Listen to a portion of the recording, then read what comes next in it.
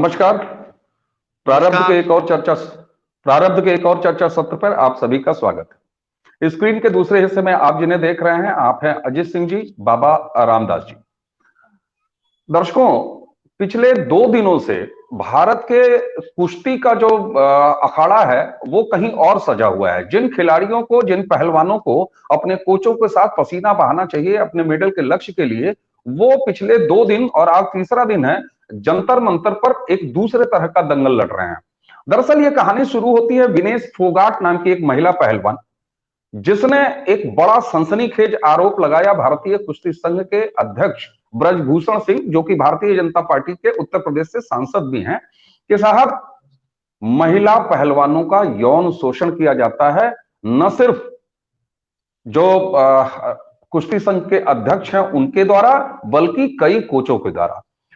उसके बाद तमाम आरोप दर आरोप और बात कहां तक पहुंची है उस पर हम बात करेंगे। और इस विषय पर बात करने के लिए, जब हम पहलवानी के विषय पर बात कर रहे हैं, जब हम पहलवानों पर बात कर रहे हैं, तो अजित सिंह जी से बेहतर कोई व्यक्ति नहीं हो सकता। आप न सिर्फ एक पहलवान हैं, बल्कि आप कोच रहे हैं साई के। अजित जी। जी भाई साहब। पहलवानों का और खासतौर से महिला पहलवान, जिसमें कि विनेश फोगाट ने यह मामला पूरा शुरू किया, और इस हिसाब से तो ये कहा जाए कि पिछले 10 सालों से इतना बड़ा आरोप कि 10 सालों से केवल और केवल उस साई के सेंटर में या कोचों द्वारा या उसके कुश्ती संघ के अध्यक्ष द्वारा केवल यौन शोषण हो रहा था। ये कथा क्या है, जरा से इसकी शुरुआत बताइए, ये है क्या मामला?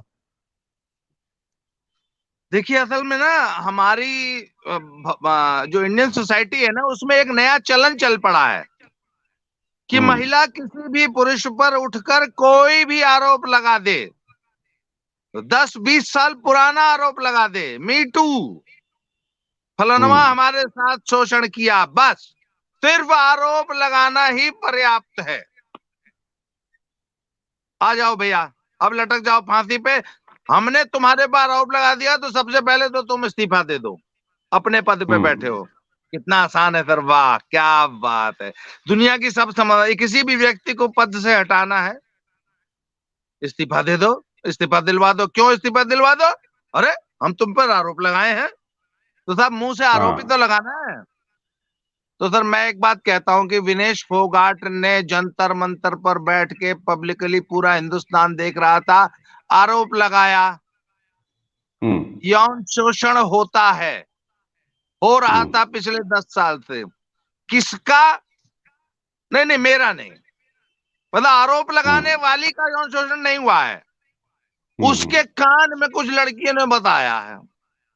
तो अभी फिलहाल हमारे सामने कोई विक्टिम नहीं है, ऐसी कोई लड़की सामने नहीं आई है जो ये कहे कि हाँ मेरा हुआ है। कहते हमारे पास है, हम बता देंगे।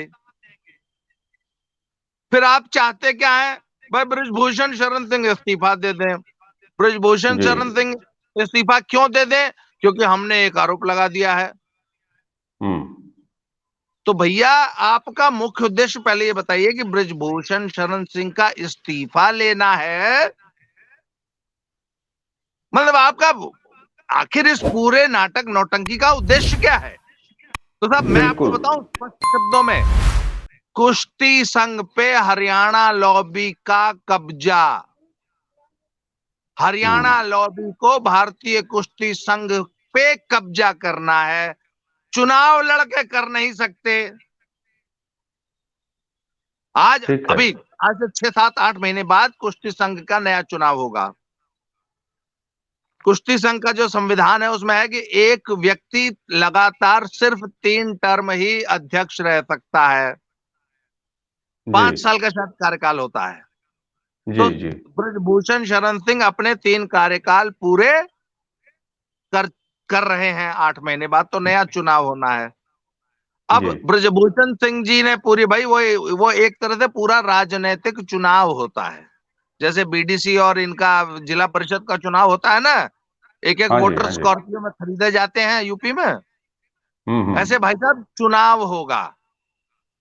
जो स्टेट बॉडीज हैं उनके रिप्रेजेंटेटिव वोट देते हैं, तो पूरी बिसात सजाई जाती है। तो उस ठीक है। चुनाव में ब्रजभूषण शरण सिंह को हटा के हरियाणा लॉबी उस पे कब्जा चाहती है। और आज दुनिया में कोई भी युद्ध लड़ना है तो सबसे बड़ा ब्रह्मास्त्र अब एटम बम नहीं है, अब तो सेक्स बम है साहब। दुनिया के किसी भी आदमी को डिस्क्रेडिट करना है, उसको पद से हटाना है, उसके ऊपर आरोप ही तो लगाना है, बिल्कुल। सिर्फ मुंह से बोलना है, हम्म। कोई प्रूफ देने की जरूरत नहीं है। खाली हमने बोल दिया अब तुम हट जाओ, क्यों? क्योंकि हमने बोल दिया। अब इस हम्म। तरीके से व्यवस्थाएं चलेंगी, ऐसे देश चलेगा, ऐसे संस्थाएं काम करेंगी। तो असली कहानी है कुश्ती संघ पर हरियाणा लॉबी को कब्जा करना है। यहाँ यहाँ आपकी बात इसलिए ज्यादा समझ में आ रही है, ये शुरुआती बात जो आपने कहा कि ये दरअसल हरियाणा लॉबी या किसी एक प्रदेश की लॉबी का कुश्ती संघ पर कब्जे की तैयारी है और उसकी राजनीति है।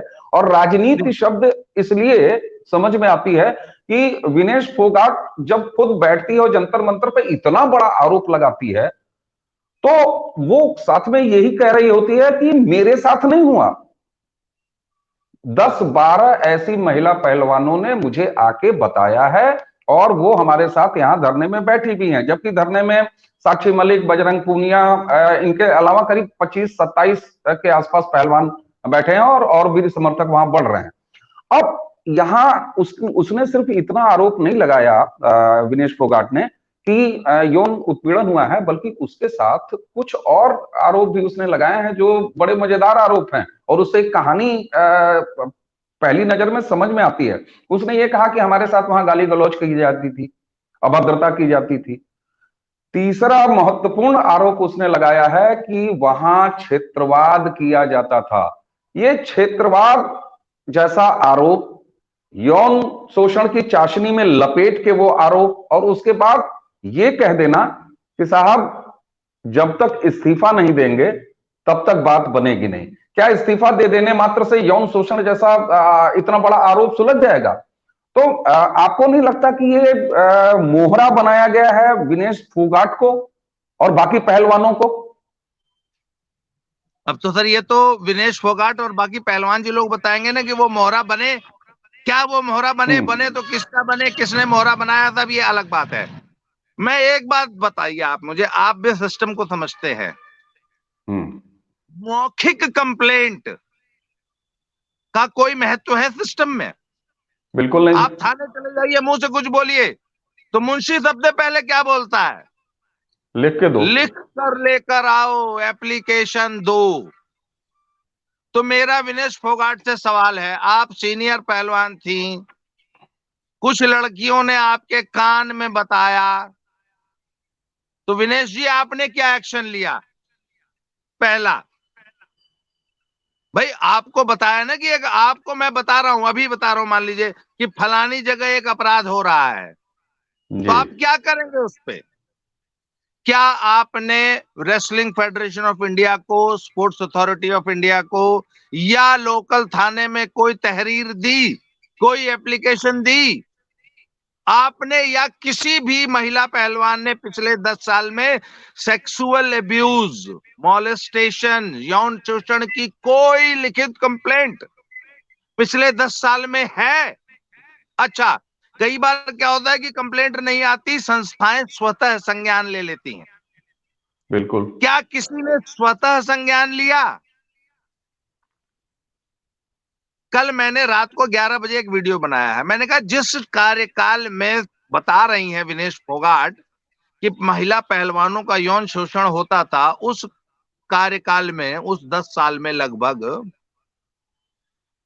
कुलदीप मलिक साहब जो थे, रेसलिंग, विमेन रेसलिंग के चीफ कोच थे, जी। उनकी कोई संवैधानिक नैतिक जिम्मेवारी बनती है being the chief coach of Indian women's wrestling? आप बताइए हम्म। भाई, आप 10 साल चीफ कोच थे और आपकी ट्रेनीज का यौन शोषण होता रहा, आप क्या कर रहे थे साहब? आप घास खिल रहे थे? और क्या मजे की किसी बात यह महिला है, ने और मजे की बात यह है कि ये वही कुलदीप मलिक हैं जो जंतर मंतर पर जाके इसके समर्थन में बैठे हैं।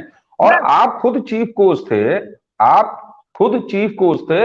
अगर आप ये कह रहे हैं कि वाकई 10 सालों से लगातार वहां पर यौन शोषण हो ही रहा था, तो आप चीफ कोच के नाते अगर उसका संज्ञान नहीं लेते, कहीं लिखत पढ़त में उसको नहीं लाते, तो पार्टी तो आप भी हैं, अपराधी तो आप भी हैं, पहला मुकदमा तो आप पे दर्ज होना चाहिए। एक बात बताऊं, इस पूरे प्रकरण में सबसे बड़ी पार्टी चीफ कोच है। बिल्कुल, मैंने भाई कहा ना, दो पहला मुकदमा तो लड़कियां उनके ऊपर किसके होना चाहिए। संरक्षण में थी? नहीं नहीं, मुझे बताइए 10 साल तक वो लड़कियां, तमाम वे विमेन रेसलर्स किसके संरक्षण में थी? कुलदीप चीफ मलिक कोच के के। संरक्षण में या चीफ कोच के संरक्षण में? लड़कियों की सुरक्षा की, उनके वेलफेयर की, उनकी ट्रेनिंग की, उनके खाने पीने सोने उठने बैठने की, हर चीज की जिम्मेवारी किसकी थी? चीफ कोच की। कोच की। अगर मॉलेस्टेशन हो रहा था तो आप तक क्या किसी महिला पहलवान ने रिपोर्ट किया? यदि हाँ, सही तो बात। आपने क्या कार्रवाई की? बिल्कुल, यदि और नहीं नहीं किया की। आपको रिपोर्ट, क्यों नहीं तो की? आप क्या कर रहे थे? मैंने कल एक सवाल उठाया है। 10 साल तक आप चीफ कोच रहे, मतलब 10 को एग्जैक्टली ना पकड़ा जाए, 7 8 9 साल तक। वो ठीक है। 2012 से आप ऐसे ही लेकर 2021 तक रहे हैं, बीच में 2015 में नहीं रहे। चलिए हम तो जो लगभग 10 साल सात कह आठ देते दस हैं। साल आप चीफ कोच थे, क्या आपको जरा सी भी भनक लगी? तब हम तो ये जानते हैं कि गुरु तो चाल देख के बता देता है कि चेला कहां जा रहा है। क्यों? हम्म। मैट पर खड़ा होता है तो जो असली गुरु होता है वो बता देता है कि कितने पानी में है। हम्म। तो आपकी लड़कियों का सो कॉल्ड यौन शोषण हो रहा था, तो आप क्या कर रहे थे साहब? चलिए, आपके पास कोई फॉर्मल कंप्लेंट नहीं आई, 10 साल तक आपको पता नहीं चला? क्यों नहीं पता चला? आपका काम क्या है वहां? हम्म। जिस लड़की का यौन शोषण होगा उसकी साइकोलॉजी होगी, कोई उसकी बॉडी लैंग्वेज होगी, बिल्कुल होगी उसने साहब। आपस में अपनी सहेलियों से खुसर फुसर बात की होगी। आप तक बात क्यों नहीं आई? वो लड़की विनेश फोगाट को बताई, चीफ कोच को क्यों नहीं बताई? चलिए, चीफ कोच को नहीं बताई, कैंप में, लड़कियों के कैंप में विमेन कोचेस होती हैं। उनको क्यों? साई के उस सेंटर में, लखनऊ में महिला एडमिनिस्ट्रेटर्स हैं, हॉस्टल की वार्डन्स होती हैं, लड़की की मां होती है घर पे। किसी को बताया? यदि ऐसा हो रहा था तो चीफ कोच क्या कर रहा था? बिल्कुल सही बात। तो सबसे पहले कटघरे में, और वो चीफ कोच कल उस आरोप का समर्थन करने जंतर मंतर जो है समर्थन देने पहुंचा हुआ था। अरे जनाब, ये प्रश्न चिन्ह आपके ऊपर खड़ा है। अगर इंक्वायरी होगी तो सबसे पहले आपको बैठाया सबसे जाएगा पहले। कुर्सी पे, इंटरोगेशन सीट बिल्कुल। पे, कि आप बताइए बिल्कुल। सच क्या है, शोषण हुआ कि नहीं हुआ? हुआ तो तुम क्या कर रहे थे वहां? बिल्कुल। नहीं हुआ तो ये झूठा आरोप क्यों लग रहा है? फिर समर्थन देने क्यों पहुंच गए? तो कुलदीप बिल्कुल। मलिक बताएंगे, और और वो तमाम कोचेस और साई के वो तमाम पदाधिकारी ऑफिशियल्स जो लखनऊ सेंटर पे या कहीं पर भी,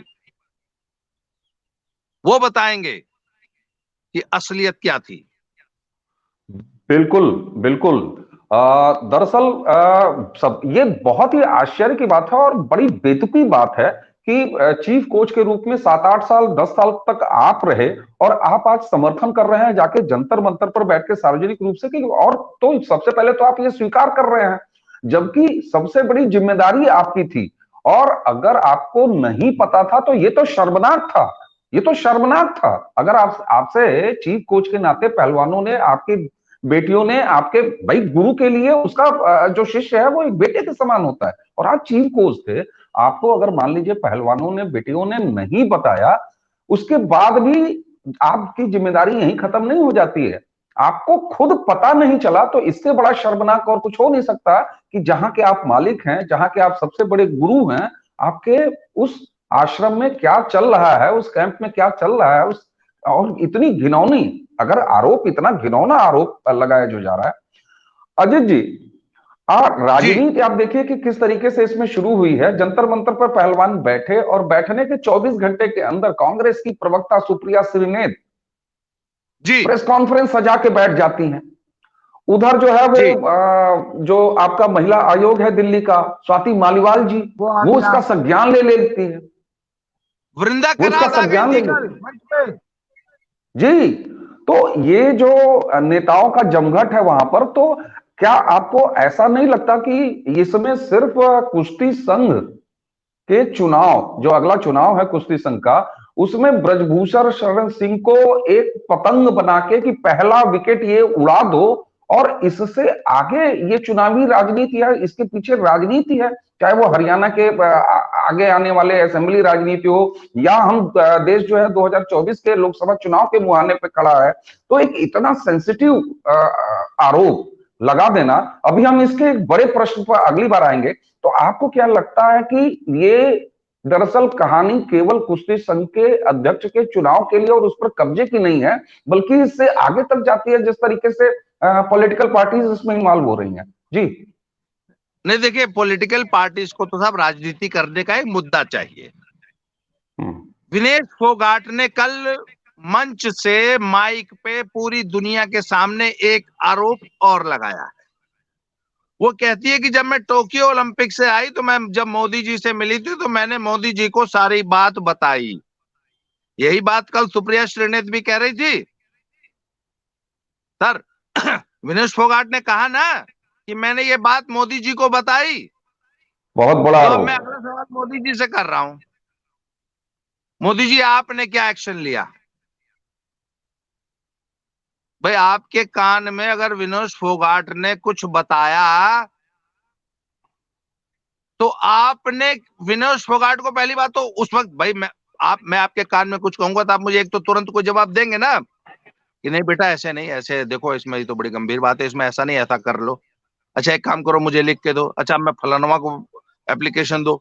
आखिर मोदी जी ने हम्म। क्या कान से सुना और नरसिम्हा राव की तरह से चुगली करने लगे होंगे?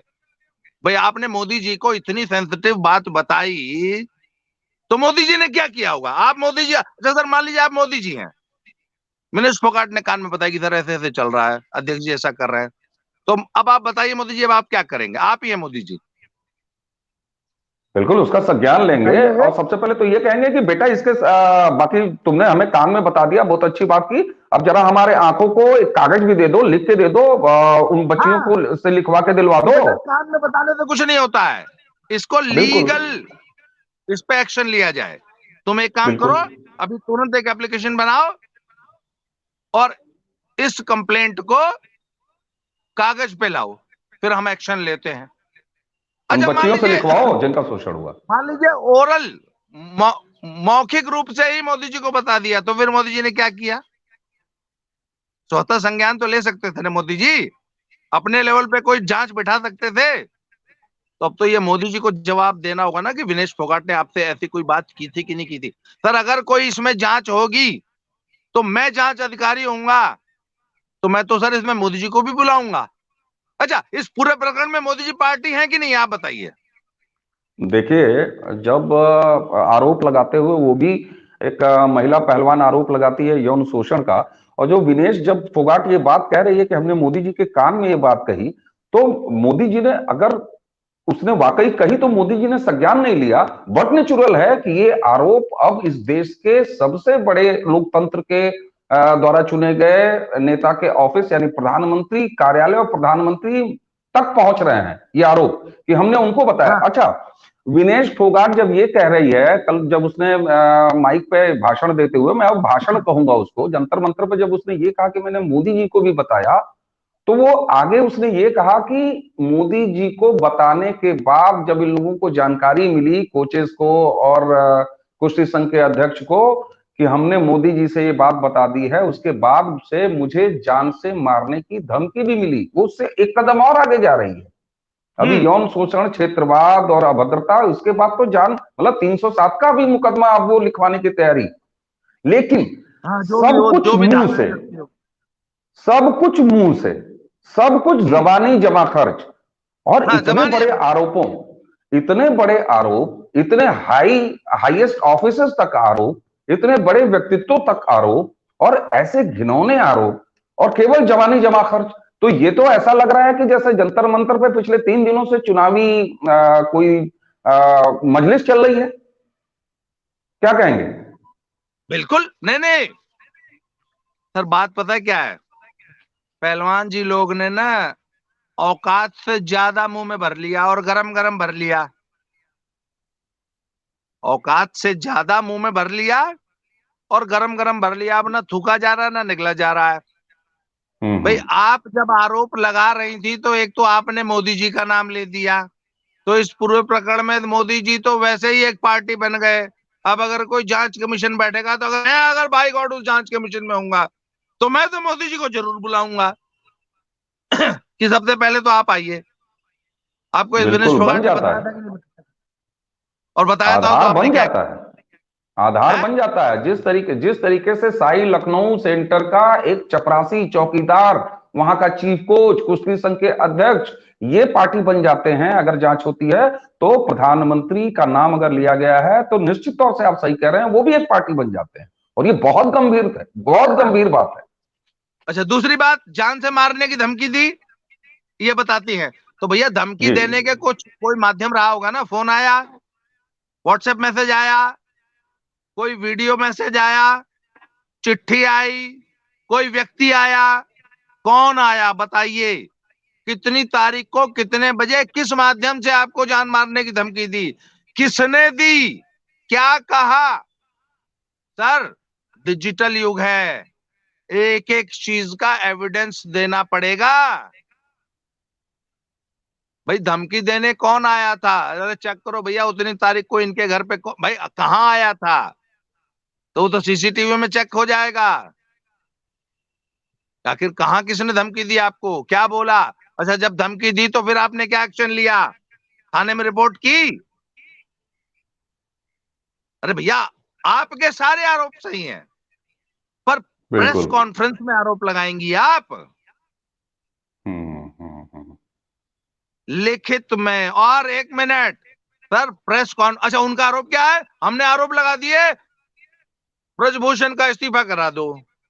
अरे भैया, आप ब्रजभूषण का इस्तीफा मांगने वहां जंतर मंतर पे बैठे हैं या उन लड़कियों के लिए न्याय मांगने बैठे हैं? पहले बात तो खुद को ये क्लियर कर लो। अगर लड़कियों के लिए न्याय मांगना है तो मॉलेस्टेशन की, यौन उत्पीड़न का सुसंगत धाराओं में एफआईआर, मुकदमा दर्ज कराइए। बिल्कुल। तो फिर इन्वेस्टिगेशन जो आईओ होगा वो जांच करेगा आपके आरोपों की सत्यता की। कब बिल्कुल। हुआ, क्या हुआ, किसने मॉलेस्टेशन किया, किसने बलात्कार, रेप किया। पॉक्सो का धारा लगेगी, जांच बिल्कुल होगी, लगेगी। और जांच में आपको प्रूव करना होगा। प्रूव करने का, एविडेंस देने का ओनस आपके ऊपर होगा, सबूत आपको देने होंगे। कान में बोल बिल्कुल। देने का, हमने मोदी जी के कान में बोल दिया है। कल ही मैंने एक बात मैंने कही थी, मोदी जी थानेदार नहीं है सर। मैं मोदी वहीं कोई आ रहा थानेदार हूं। लग रहा है? बहुत अच्छी बात आपने कही। आपने जब ये कहा कि मोदी जी कोई थानेदार नहीं लगे हुए हैं, तो मजे की हाँ बात आप ये देखिए कि आरोप लगाने वाली विनेश फोगाट वहां जंतर मंतर पे कहती क्या है कि 10-12 लड़कियों जिनका यौन शोषण हुआ, जो कि यहीं धरने में शामिल हैं, उनको हम सब बता देंगे, वो क्या क्या है सब बता देंगे। लेकिन किससे बताएंगे? प्रधानमंत्री से मुलाकात होगी तब वो बताएंगी, गृह मंत्री हम्म अमित शाह से मुलाकात मुलाकात होगी तब बताएंगी। शायद अच्छा, मतलब ये हर अनुराग दर्जे का। अनुराग ठाकुर को नहीं बताएंगी? अरे साहब, वो तो छोड़ दीजिए। यौन शोषण का आरोप एक एफआईआर पन्ने पर लिख के साक्ष्य के साथ स्थानीय पुलिस थाने में जो जाके बात बताई जानी हाँ, चाहिए, वह बात यहाँ पर प्रधानमंत्री को बताने के लिए कही जा रही है, गृह मंत्री को बताने के लिए हाँ, कही जा रही है। तो आप हाँ, सोचिए कि ये मतलब क्या तरीका है? जिस काम के लिए एक थानेदार से मिलने की जरूरत है, आप पीएमओ को घसीट रहे हैं, आप भारत के गृह मंत्री को उसमें घसीट रहे हैं।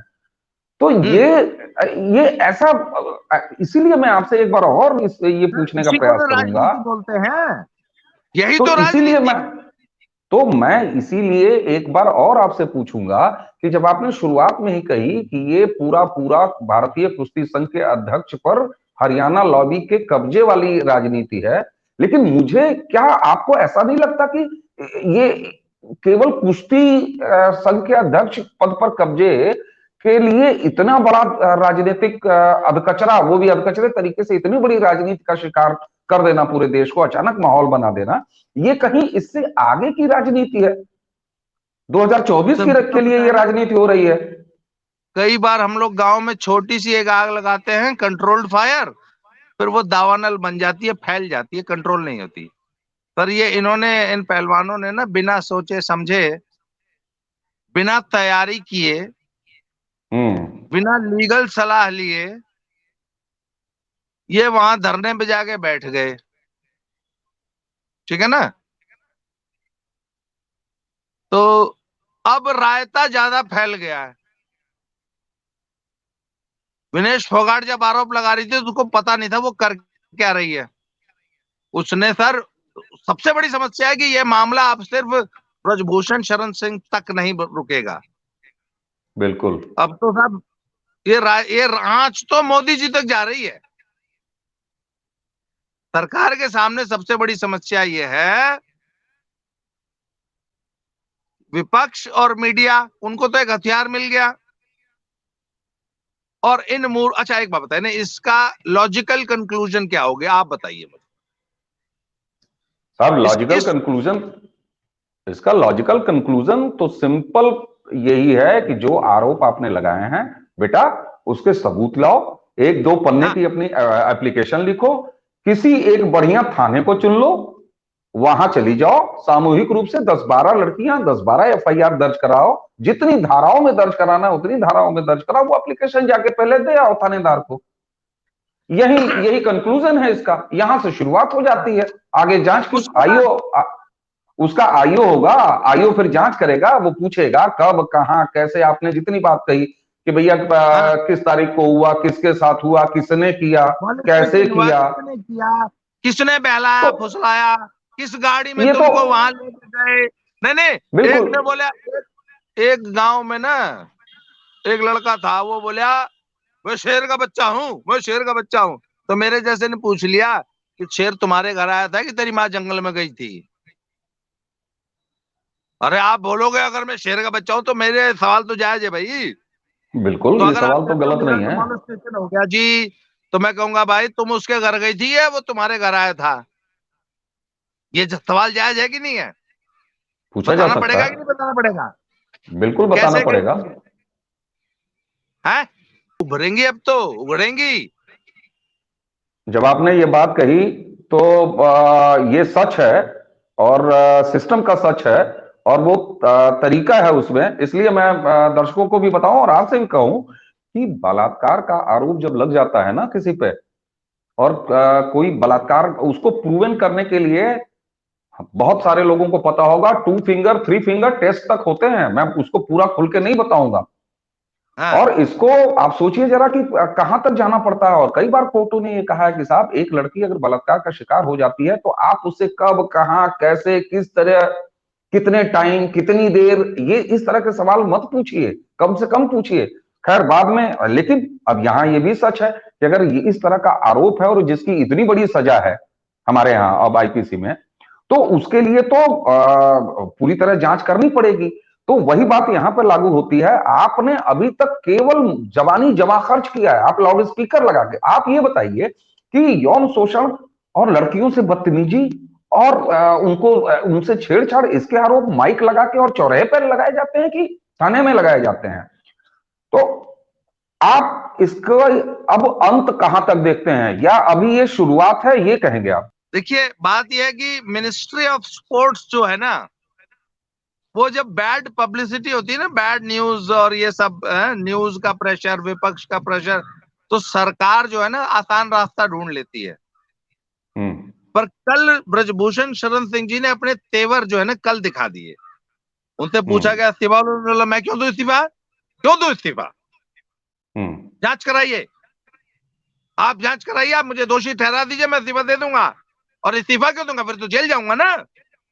वो तो आत्महत्या तक की बात कर रहे हैं कि अगर हमारे ऊपर लगाए गए ये आरोप अगर सही साबित हो गए तो मैं आत्महत्या कर लूंगा। ये ब्रजभूषण सब शरण सिंह लफाजी ने है यहां तक कहा है। सर, ये सब लफाजी है। मैं तो कहता हूं कि उन्होंने कह दिया मैं इस्तीफा नहीं दूंगा। और आपको एक नई डेवलपमेंट बता दूं, 22 तारीख को उन्होंने नंदिनी नगर गोंडा में नेशनल ओपन नेशनल हो रहा है, जिसमें पूरे हिंदुस्तान के सभी पहलवान भाग लेते हैं। ओपन होता है, कोई भी अच्छा खिलाड़ी उसमें सिर्फ 1,000 रुपए का रजिस्ट्रेशन करा के भाग ले सकता है। जी हिंदुस्तान का सबसे बड़ा कुश्ती का आयोजन हो रहा है नंदिनी नगर गोंडा में। उसी दिन जी ब्रजभूषण शरण सिंह ने एनुअल जनरल जो मीटिंग होती है ना कुश्ती संघ की, जिसमें सभी राज्य इकाइयों के प्रतिनिधि आते हैं उस एजीएम पे, वो उसी आयोजन के दौरान एजीएम बुला ली है। 22 तारीख को वो एजीएम है। अब देखना है कि आरोप यदि लगाए गए हैं तो क्या वो मूर्त भारत सरकार क्या एक्शन लेती है। भारत सरकार ने तभी जुबान में ब्रजभूषण शरण सिंह को कहा है कि इस्तीफा दे दें, तो इन्होंने कहा मैं क्यों दे दूं। अच्छा एक बात बताऊं सर, मैं तो मोदी का इस्तीफा पाऊंगा। अगर मैं बैठा हूंगा ना, आप आज मुझे विनेश फोगाट के बगल में बिठा दीजिए, तो मैं फिर ब्रजभूषण शरण सिंह का इस्तीफा नहीं मांगूंगा।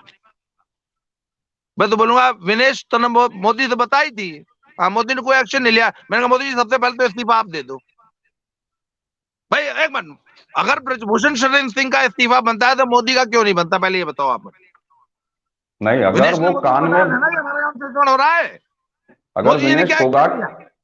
बिल्कुल, अगर विनेश फोगाट जो कह रही है कि मैंने मोदी जी को कान में बताया था, तो ये इसीलिए तो मैं कह रहा हूं, बार बार कह रहा हूं कि ये बहुत बड़ा आरोप है। और ये तो मतलब हाँ, हाईएस्ट ऑफिस को लपेटने, ये हाईएस्ट तो ऑफिस इस्तीफा, ऑफ द भाई कंट्री अगर को इस्तीफा लपेट रहे देना हैं। है ना तो मोदी जी से शुरू करो। मोदी जी के कान में बताई थी, मोदी जी ने कोई एक्शन नहीं लिया। अगर तो मैं वही ब्रजभूषण आपसे सिंह, पूछ रहा हूं, नहीं नहीं, मैं वही आपसे अगर मैं पूछ रहा हूं इसका। ब्रजभूषण शरण सिंह की जगह होता ना, तो मैं हाँ मोदी से हाँ, कहता कि आपको बताई थी ना, आप क्यों बैठ गए चुपचाप, आपने मुझे बुला के सही क्यों नहीं बात है। डांटा, आपने कोई लीगल एक्शन क्यों नहीं लिया, पहले इस्तीफा। मेरा वो अमिताभ बच्चन ने कहा था जाओ पहले फलनवा का सिग्नेचर लेके आओ, फिर मैं हस्ताक्षर करूंगा, है ना वो दीवार फिल्म का डायलॉग। तो मैं तो अगर ब्रजभूषण शरण सिंह की होता तो मैं तो बोलता कि जाओ पहले मोदी का इस्तीफा मांगो। तुमने तो मोदी को अब कंप्लेंट की चलते थी ना। चलते, बिल्कुल, अब ये चूंकि अजीत जी ये सिलसिला लगातार चल रहा है, ये जो तमाशा जंतर मंतर पर ये विनेश फोगाट और बाकी पहलवानों ने शुरू किया है, तो ये अभी इसमें लगातार डेवलपमेंट होंगे, हम लोग और भी बात करेंगे। अगर आज की इस बातचीत को समेटते हुए चलते चलते मैं अंत में आपसे एक चीज पूछूं कि आप ये जो 3 दिन की यात्रा हो गई है, 3 दिन की कहानी हो गई, इस कहानी को और कहां तक जाते हुए देख रहे हैं? सर रजिया गिर गई है गुंडों में, रजिया ना गुंडों में गिर गई। अब आप रजिया चाहे जिसको समझ लो, मैं तो कहता हूं था भारतीय कुश्ती के दुर्दिन शुरू हो गए। क्योंकि ये जो आरोप है ये छोटा मोटा आरोप नहीं है। ये आरोप लगाने वालों ने पहले सोचना चाहिए था कि भैया हम क्या बोल रहे हैं। हम्म। और ये भारतीय कुश्ती का सबसे काला अध्याय। एक बात बताइए ना, आज इतनी गंदगी के बाद आप अपनी बेटी को पहलवानी करने भेजेंगे? आप बिल्कुल बताइए। बिल्कुल बिल्कुल, आपने मैं समझ सकता आपने हूं। एक व्यक्ति को नहीं सर, पूरे सिस्टम को और पूरी इंडियन स्पोर्ट्स को कटघरे में खड़ा कर दिया। तो वही बात है सर, रजिया गिर गई है गुंडों में। अब देखिए रजिया कैसे निकलती है। पहलवान चलिए जी लोगों ने आरोप लगा दिए, वो रायता अब सिमट नहीं रहा इनसे। आखिरी बात, वैसे एक बात जी बताऊं, अब तक का जो घटनाक्रम है ना, उससे मुझे नहीं लगता कि कोई बहुत बड़ी फोर्स इस घटनाक्रम के पीछे थी। क्योंकि अगर कोई बहुत बड़ा आदमी या कोई बहुत सयाना समझदार आदमी होता ना, तो ऐसे मूर्खतापूर्ण आरोप लगाने से पहले प्लानिंग करता। ये बिल्कुल मूर्खतापूर्ण तरीके से, बिना किसी प्लानिंग के, बिना किसी अ, सोचे समझे, इनको ये नहीं पता था कि हम जो आरोप लगा रहे हैं ये कहां तक जाएंगे। ये हम्म। रायता जो आज हमने फैला दिया ये कितना फैलेगा। तो मुझे ये नहीं लगता कि इसके पीछे कोई बहुत बड़ा कोई साजिश या बहुत बड़ी प्लानिंग थी। ये पहलवान जी लोगों ने अपनी मूर्खता में रायता फैला दिया है। अब देखते हैं क्या होता है आगे। चलिए एजीएम की इस मीटिंग पर जी जी जी इस पर आगे और भी जब भी ऐसा हमें लगेगा कि प्रारब्ध के इस मंच पर आपसे, क्योंकि आप न सिर्फ एक पहलवान रहे हैं, आप कोच की भूमिका में साई के साथ जुड़े रहे हैं और लगातार हर दृष्टि से भारतीय खेल हो चाहे खेल सिर्फ कुश्ती ही नहीं, हर तरफ और विशेष तौर पर पेरेंटिंग पे और एक मनोविज्ञान पे, बाल मनोविज्ञान पर आपका बहुत बड़ा काम है। तो हम इसके और भी एंगल्स जब भी आएंगे उस पर भी बात करेंगे। अजय जी, आज आपने इस मुद्दे पर हमें समय दिया, प्रारब्ध को समय दिया, आपका बहुत बहुत धन्यवाद। नमस्कार। थैंक यू अवनीश भाई, थैंक यू वेरी मच।